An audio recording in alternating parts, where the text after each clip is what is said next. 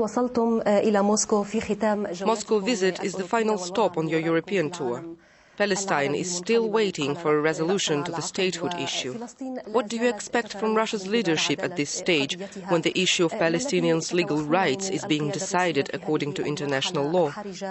The Russian Federation, as well as the Soviet Union before it, has been regarded as one of the key and principal hopes for the Palestinian people. Since the 1970s, when the late Palestinian president, Yasser Arafat, visited Moscow, our nations have enjoyed good relations. It's not only the result of the role that Russia plays in the region, but also due to the fact that Russia is a great power, a member of the United Nations Security Council and a member of the Quartet of Middle East mediators. This is why we focus so much on strengthening our relations, and why we expect Russia to play a positive role. Recently, the Quartet took a number of steps calling for negotiations. Without doubt, we coordinate our position with Russia and several other countries to get an understanding of where Palestine stands, what it should do and what it shouldn't. This is why we visited the UK, Germany, and have now come to Russia. We hope that the talks with Israel, currently underway in Jordan, will result in a positive outcome. But if they fail, we would need to have a list of further steps to be taken. And in putting together that action list, we want to listen to the opinions of the countries I mentioned earlier, and Russia in particular. Mr. President, talking of negotiations, some time ago you said the Quartet was leaning towards Israel and you froze the talks for 16 months. What prompted you to start those so-called exploratory talks with Israel in Oman, talks that revealed many contradictions across several areas of the peace process, talks that apparently failed to yield any positive results so far?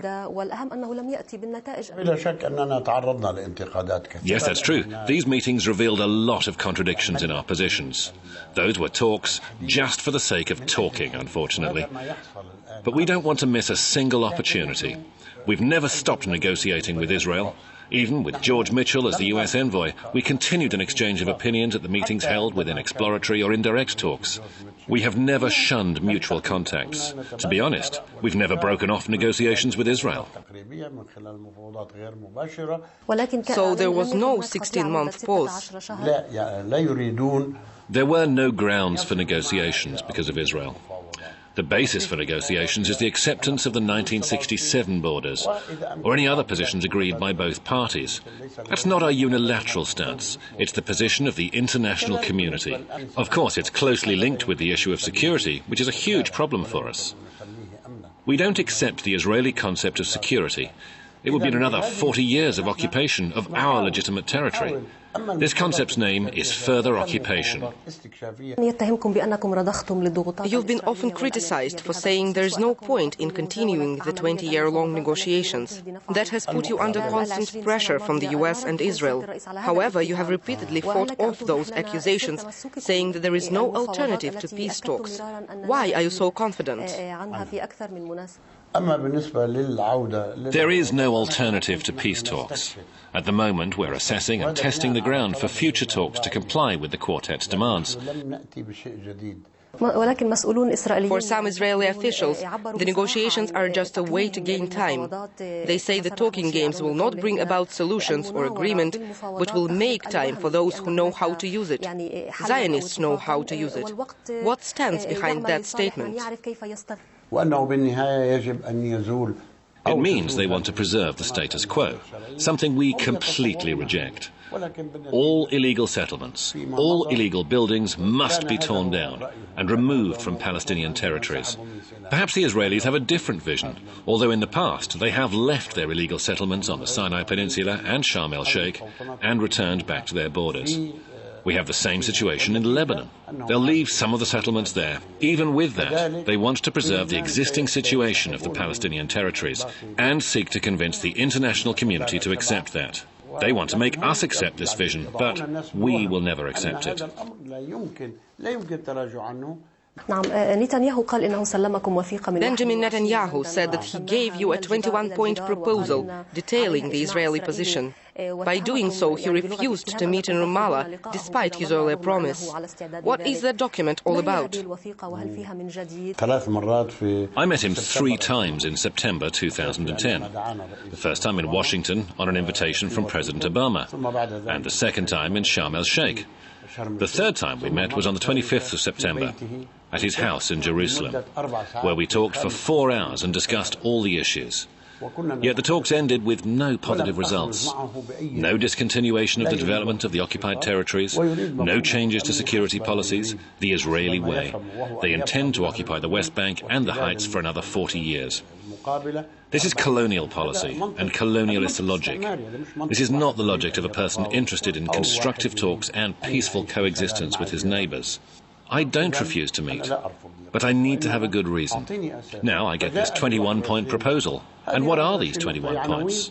Are they just some headlines, or indeed a list of 21 issues that need to be addressed by our peoples? As of today, we only need to discuss and solve 2 issues: borders and security.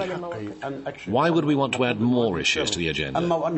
Did he think it was some sort of a secret? But it's no news, and it's not of any practical use either. It is not appropriate for a Prime Minister to submit this way a document that simply enumerates some issues such as borders, security, the Jewish state, etc., with no clear indication of what is actually expected of the other party. Do you think current events in the Arab world could strengthen the opposition in the peace talks and help to resolve the Palestinian issue internationally? There's still no clear position common to all Arab countries. Yes, there are revolutionary changes taking place, but it will take time to figure out what results they've brought about. The countries we want to work with in order to strengthen our position will need time to get back on their feet and build their states under the new conditions. However, the general Arab stance on the Palestinian issue has not changed. The people who lead these revolutions are the same people who supported the Palestinians in their pursuit of independence, and these people have not changed. What has changed is their attitude towards their leaders and their governments. But that is their internal matter, and we don't get involved. The Arab stance on the Palestinian issue has remained the same.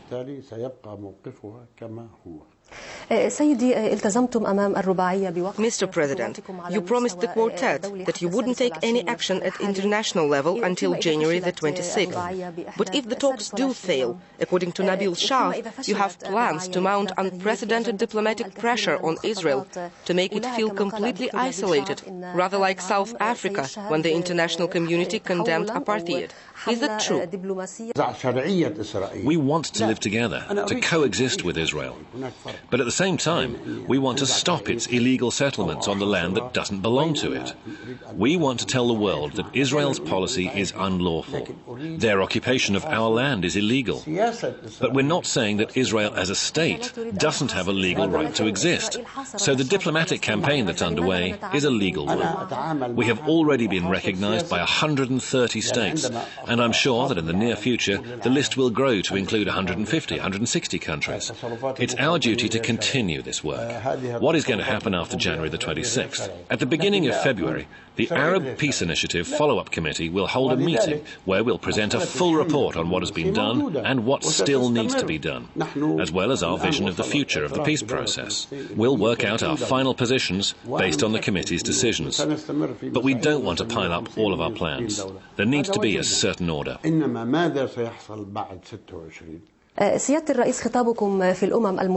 Mr. President, your address to the UN General Assembly was very emotional. It could truly be called an historic event. But as it turned out, it still wasn't enough to convince 9 members of the UN Security Council to grant the Palestinian Authority the status of full UN membership. Would it be possible to continue with the talks if you agreed to the status of a non-member observer state? In the United Nations Security Council, we received 8 votes, but we need 9. Still, we're not upset. Everyone is pressured to vote against our membership. Today we refuse the idea of being a non-member observer state. Though everything is possible. I'm not saying that it can't be. Everything is possible. If you ask me about the official position of the Palestinian state on this issue, I'll give you the answer. We seek full membership. We will apply for a second, for a third time, etc., until we get our bid approved. In a number of Arab countries, people are now obsessed with the idea of overthrowing existing regimes, while Palestine has embarked on the path of reconciliation. Mr. President, why did they attempt to create a national unity government end in failure? And in general, what has been achieved in terms of social and political reforms? Well, first of all, our attempts didn't fail. We don't wish to create a national unity government. My personal suggestion was to create a neutral, transitional, technocratic government, a non-aligned government comprised of experts that would work until the election. That's not a national unity government. And its creation is already underway. We have achieved agreement on many issues, and I sensed some significant political improvement during the talks in Cairo, when Hamas delivered an agreement. There was an abyss between us earlier.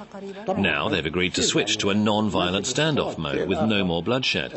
They agreed with the requirement of establishing the 1967 borderline and to running the election in May this year. That means we can talk about progress here. Our committees are working hard to implement these plans as soon as possible. Reforms are underway, and the government will be a transitional one. Thank you very much for being with us today. We wish you every possible success in the implementation of political reforms and creation of a sovereign Palestinian state.